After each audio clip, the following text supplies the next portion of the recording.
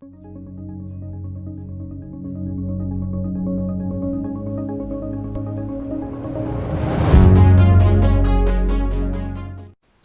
Dr. Johnny, ada soalan daripada Encik Zahin. Encik Zahin kata, thank you doktor for the explanation. Saya Zahin nak tanya, untuk permohonan ada tarikh-tarikh tertentu ataupun it's an open date? Bila-bila je boleh mohon? Okay, untuk tahun ni, actually sebenarnya permohonan ni open date. Maksudnya syarikat boleh mohon bila-bila masa je. Kiranya. Sebab tu pentingnya syarikat ni adalah syarikat bimbingan agensi ataupun jabatan tadi. Jadi asalkan masih ada peruntukan, boleh mohonlah. Jadi kalau tak ada peruntukan ataupun dah habis, nanti agensi akan maklumkanlah. Kan Dr. Johnny? Betul. Kalau jabatan dan agensi belum berdaftar sebagai syarikat atau usahawan di bawah bimbingan mana-mana agensi atau jabatan di bawah MAFI, mungkin boleh berbuat demikian sekarang. Dan permohonan, kalau ada permohonan, boleh kemukakan melalui borang tu dan hantar terus kepada jabatan dan agensi pembimbing tadi lah. Sebab kadang-kadang jabatan dan agensi pembimbing ni, dia setiap awal tahun dia akan mengemukakan peruntukan kepada kementerian, permohonan peruntukan untuk di bawah kedua-dua program ni. Dan kebiasaannya permohonan ni akan berdasarkan permohonan diterima daripada syarikat dan usahawan. Kiranya sebagai contohnya, kiranya usahawan atau syarikat memohon pada hari ini, contohnya pada bulan ini, kalau permohonan tersebut tidak dapat dipertimbangkan dalam tahun ini, kemungkinan permohonan itu akan diangkat oleh jabatan dan agensi untuk dimohon peruntukan pada tahun depan, awal tahun hadapan kepada kementerian. Okey. Okey, itu jelas. Kemudian daripada ini Dr. Johnny dah jawablah daripada Puan Laurel tadi, adakah geran seperti CUP ini masih dibuka untuk permohonan? Itu Dr. Johnny dah jawab tadi, Puan Laurel. Jadi daripada Puan Fatin Amalina, Puan Fatin tanya apa peranan Bioeconomy Corporation. Jadi Bioeconomy Corporation ni adalah agensi di bawah MAFI. Jadi kami baru masuk ke MAFI awal tahun ni, dan kami sebagai facilitator dan pembimbing lah kepada syarikat bio, berasaskan bio dan agro lah. Jadi sesi kita hari ini adalah sebahagian daripada program pembangunan produk. Jadi kita adakan sesi ini supaya tuan-tuan dan puan-puan dapat diberi penerangan mengenai geran-geran yang ada di MAFI yang boleh dipohon sekiranya menepati kriteria lah. It's an awareness program lah hari ini untuk kita semua. Jadi it doesn't stop here. Kalau ada lagi soalan, boleh tanya, sentiasa boleh tanya, tak ada masalah. Okay, jadi dari Puan Felicia Dr. Johnny, Puan Felicia kata, "Hi doctor, thanks for the interesting presentation. My company received letter participation in product development program for bioeconomy. Okay, dia kata sponsorship is not more than 20k. Is this the same as CUP grant mentioned just now?" Okay, Puan Felicia, ini adalah bukan it's not the same as the CUP grant mentioned, because the product development program is a separate program. It's not a part of this CUP and HIP lah. Okay, this is a special program between bioeconomy dan BIM. Okay, so it's not part of CUP. Okay, so CUP tu dan HIP tu grant lain lah. It's on top and different daripada grant product development program bioeconomy dan BIM tu. Okay, daripada Encik Syafiq, Dr. Johnny, ada 4 poin di sini. Okay, nombor 1, sama ada syarikat tergolong dalam CUP atau HIP adalah sama ada syarikat tergolong dalam CUP atau HIP adakah bergantung kepada jualan tahunan. Dia nak tahu jualan tahunan dia tu enables syarikat untuk CUP ataupun HIP. Okay, nombor 2, bolehkah syarikat menerima kedua-dua geran? Nombor 3, bagaimana syarikat perlu membuktikan sudah menerima portion 50% daripada jumlah yang dipohon. Dan nombor 4, okay, katakan syarikat ingin memohon pinjaman dari Agrobank. Kalau kami sudah diterima masuk dalam program ini, adakah kami boleh mendapat sebarang sokongan dari mafia atau agensi pembimbing? Okey, banyak soalan, kita satu-satu ya Dr. Johnny. Nombor 1, sama ada syarikat tergolong dalam CUP atau HIP adalah bergantung kepada jualan tahunan. Dr. Johnny jawab yang itu dulu. Okey, terima kasih Puan Kurnia.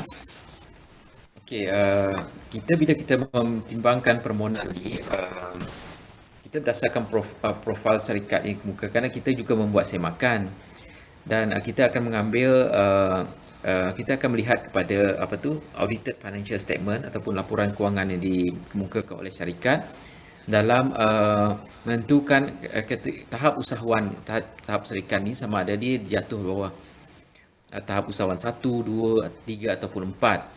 Dan berdasarkan tahap usahawan ni tadi, kita akan menentukan sama ada dia ni layak untuk di bawah program CUP ataupun HIP.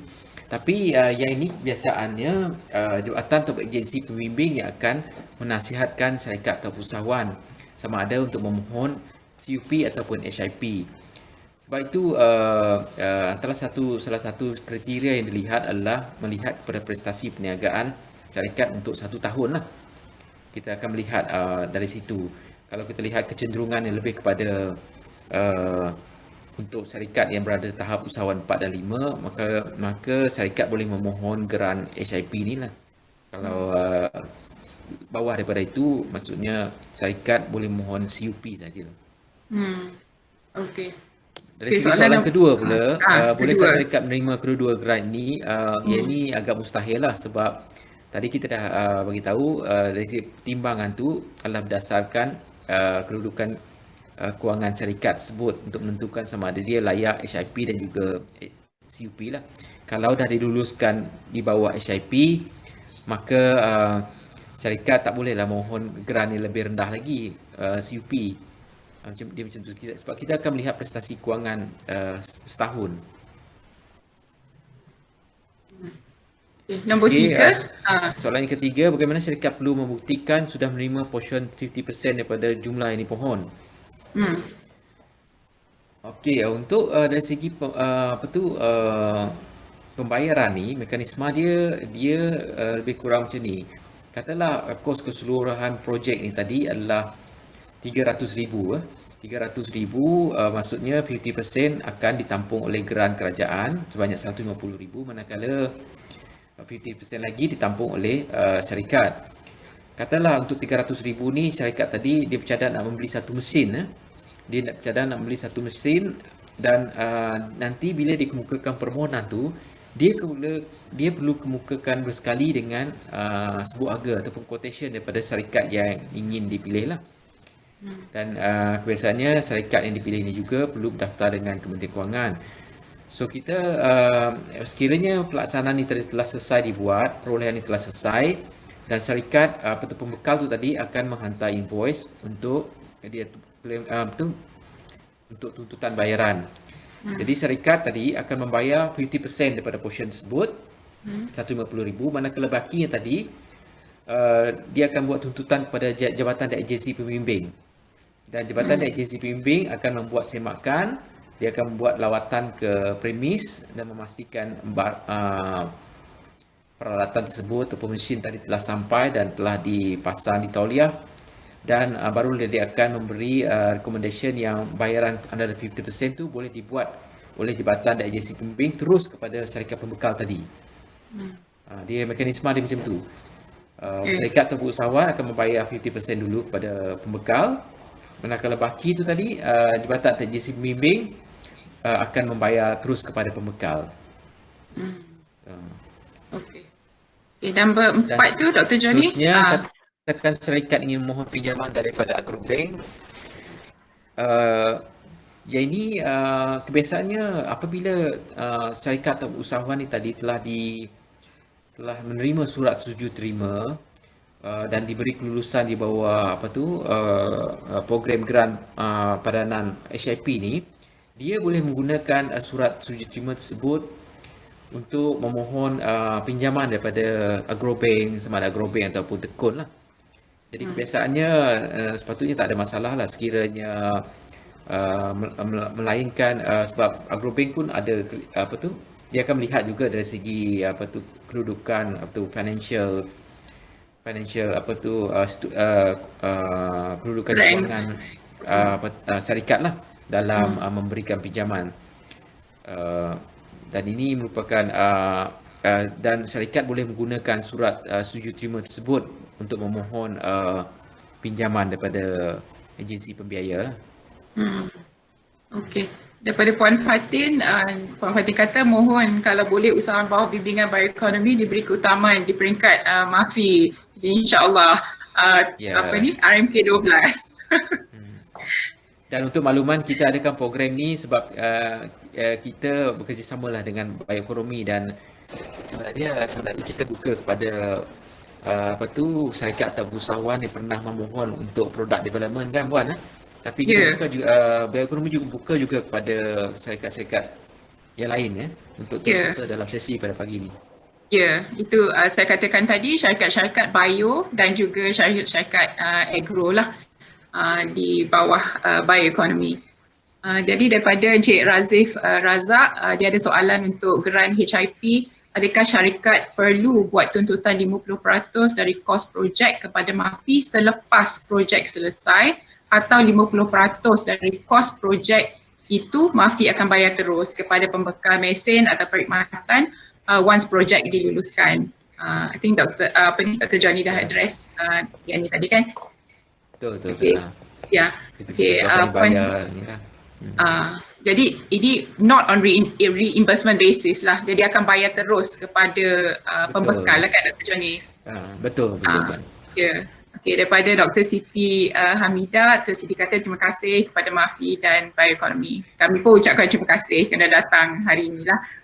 Okey, Encik Rahman kata Dr. Johnny boleh tak 3 tahun turun kepada 2 tahun untuk permohonan berikutnya?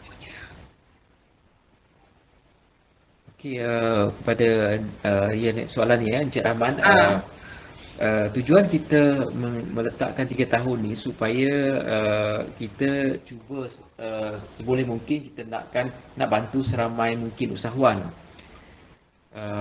dalam untuk program HIP dan juga CAP ni.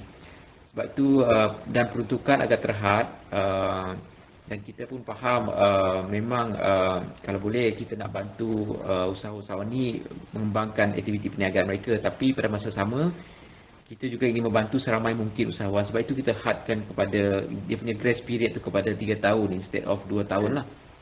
So setakat ni belum ada cadangan lagi, tapi kita akan dari masa ke semasa kita akan tengok lah dari segi keperluan tu. Jadi ini kita akan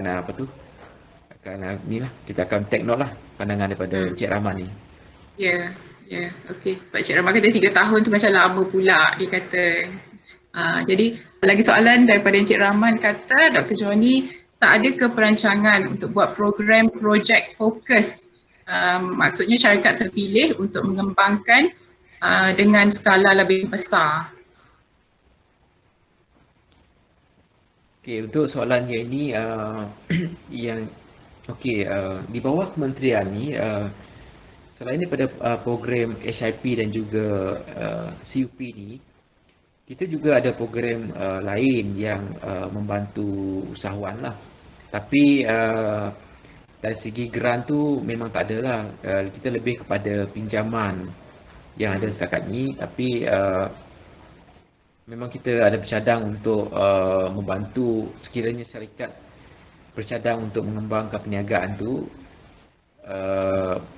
Buat masa ni kita lebih kepada fokus kepada pembiayaan.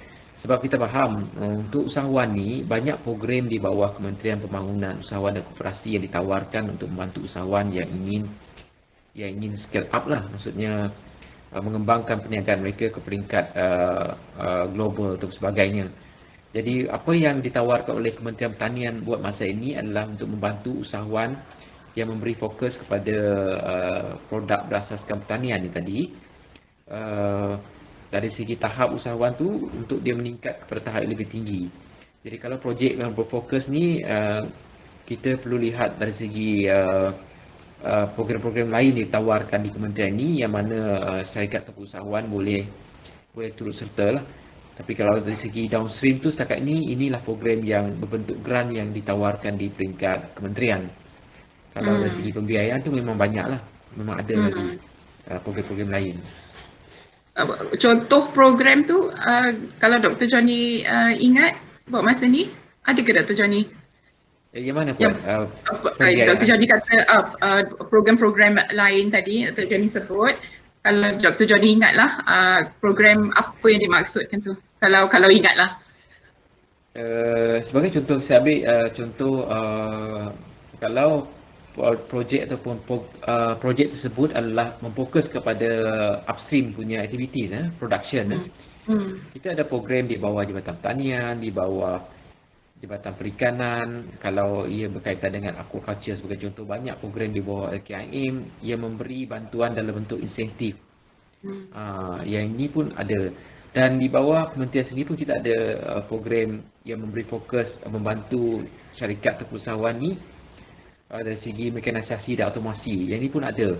Tapi ini lebih kepada untuk peringkat production atau upstream lah. Itu saya cakap tadi. Kalau di peringkat downstream ni, program yang bentuk grant ni tadi, matching grant ni ada di bahagian industri makanan dia. Kalau di peringkat upstream tu dia ada, tapi dia di pelbagai agensi di bawah MAFI ni. Okey. Terima kasih Dr. Johnny. Okey, apa ni? Ada lagi tak soalan dari para peserta? Kalau tak ada, kita nak ambil gambar. Yes, boleh on kamera masing-masing Okey. Alright, nampaknya okey. Ada lagi satu. Dr. Johnny daripada Puan Fatin, program pengembangan pemasaran ada tak Dok? Contoh MAHA 2020 trade event. Pengembangan pemasaran Okey. Dr. Johnny? Ya. Dia kalau boleh diperincikan macam mana tu pengembangan pemasaran ia bagaimana? Maknanya trade macam MAHA, macam trade event lah. Maksudnya di peringkat domestik ke ataupun peringkat antarabangsa ni? Mungkin dua-dua kot. Kalau MAHA domestik lah. Kalau antarabangsa mungkin kalau ada lah untuk tahun ni sebab yelah keadaan sekarang kan. Okey, yang pertama saya rasa kita pun Kurnia pun sedia malu kita akan adakan satu perbincangan dengan bahagian pemasaran dan ekspor nanti. Bagaimana kita boleh membantu syarikat-syarikat dari segi pemasaran ni lah. Untuk mengembangkan pemasaran ini mungkin kita boleh adakan sesi serupa sebegini nanti kalau diberi peluang oleh bahagian pemasaran. Tapi untuk platform yang ada sekarang ni, apa yang boleh saya kongsikan, ya memang kita bercadang untuk mengadakan MAHA 2020 pada bulan November nanti. Ini juga boleh dijadikan salah satu platform untuk pengembangan pemasaran. Tapi pada masa sama, saya rasa syarikat dan usahawan juga boleh menggunakan platform e-commerce yang ada sekarang yang tersedia ni untuk mengembangkan pemasaran. Sebagai contoh, kita ada di bawah Agrobazar untuk produk-produk pertanian ya. Jadi salah satu contoh lah. Tapi untuk yang lain tu, untuk MAHA ni kita belum tentu lagi sama ada dari konsep pelaksanaan tu kita masih akan laksanakan secara fizikal dan juga virtual, ataupun mungkin kita akan teruskan juga secara fully virtual. Yang ni juga kita boleh galakkan syarikat dan usahawan untuk terus serta. Sekiranya dibuat secara fully virtual nanti bolehlah kita terlibat untuk dalam pengisian virtual booth tu nanti. Jadi kita akan maklumkan update tentang status terbaru konsep pelaksanaan MAHA nanti. Ya. Okey, jadi nampaknya kita dah 11 minit over the time. Jadi kita ucapkan terima kasih lah ya kepada Dr. Johnny dan juga Cik Diana dari bahagian industri makanan. Jadi kalau ada soalan-soalan lain, tak ada masalah, bukannya tak boleh tanya, boleh tanya. Okay, boleh hubungi kami Bioeconomy melalui Encik Zikri ataupun Encik Hardy ataupun saya sendiri untuk bertanya lebih lanjut lah. Jadi tak ada masalah, boleh sentiasa tanya. Jadi kita akhiri, sebelum kita habis, kita akan ambil gambar dulu.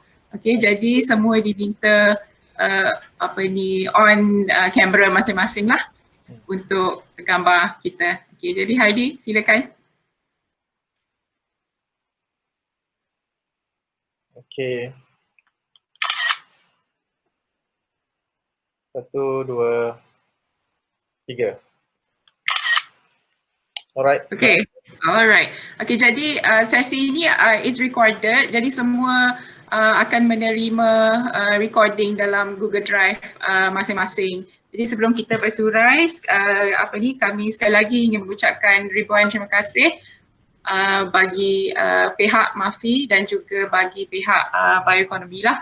Jadi insyaAllah kita akan adakan sesi yang lain pada masa lain dan kami akan jemput tuan-tuan dan puan-puan sekalian. Jadi akhir kata, terima kasih banyak-banyak. Assalamualaikum dan salam sejahtera.